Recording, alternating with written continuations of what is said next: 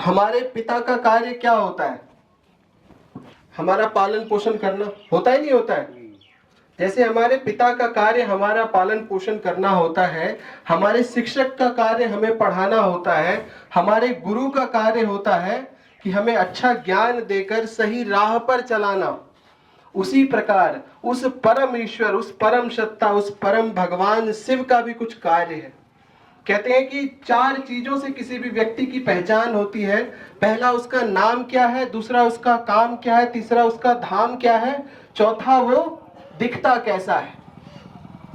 ऐसा ही होता है ना, जब सरकारी बैंक के या किसी भी चीज के आप फॉर्म भरते हैं, क्या लगाते हैं? अपनी फोटो लगाते हैं, अपना नाम लिखते हैं, पता लिखते हैं, अपने पिताजी का नाम लिखते हैं। तो उस परम सत्ता, परम ईश्वर जिसको भगवान शिव कहते हैं, उसे स्वयं भू भी कहा जाता है, उसे भूतनाथ भी कहा जाता है, उसे त्रिलोकीनाथ, बद्रीनाथ, सोमनाथ भी कहा जाता है। स्वयंभू माने जो स्वयं इस धरा पर आकर अपना परिचय दे। आपका हमारा नाम किसने रखा? आपका हमारा नाम किसने रखा? हमारे माता पिता ने रखा ना। परंतु उस भगवान शिव का नाम तो अनादि है, अनंत कालों से है।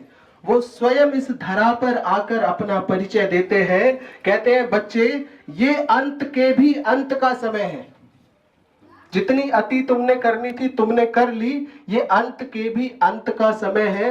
कहते हैं कि अभी कलयुग के अंत में हजारों लाखों वर्ष बचे हुए हैं। अगर हजारों लाखों वर्ष बचे हुए होते तो अभी पिछले 1 महीने में 27 बार सिर्फ एक शहर में बादल फटे हैं।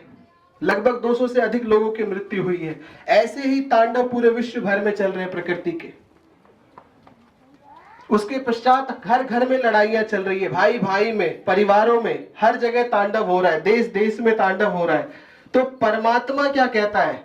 बच्चे, जब ये अति की भी अति होती है तो मैं आता हूं और मैं तुम्हें अपना सत्य परिचय देकर एक सत्य राह बतलाता हूं, जिससे तुम मुझे याद करके मुझे प्राप्त करते हो और आने वाली सतयुगी दुनिया जो है, आने वाली सतयुगी जगह जो है, वहां अपना स्थान प्राप्त करते हो। जैसा कि हमने कहानियों में, हमने किताबों में सुना है कि जो भारत है वो कैसी दुनिया है।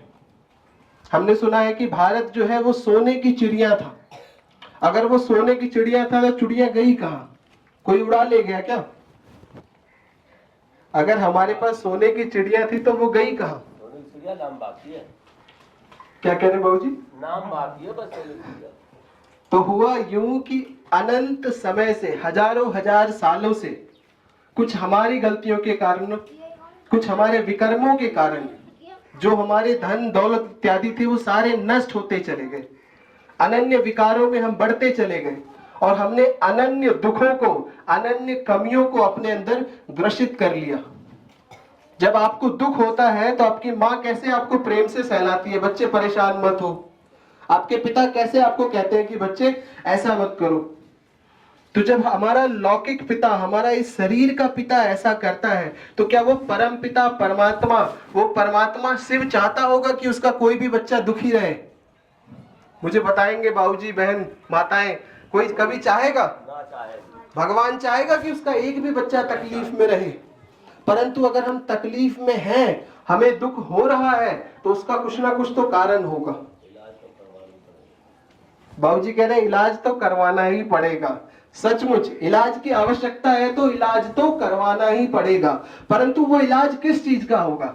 वो इस शरीर का इलाज नहीं होगा, उसका इलाज तो वो डॉक्टर कर रहा है। वो हमारे मन का इलाज होगा, जिसका इलाज वो रूहानी डॉक्टर, वो परमपिता शिव परमात्मा करेगा।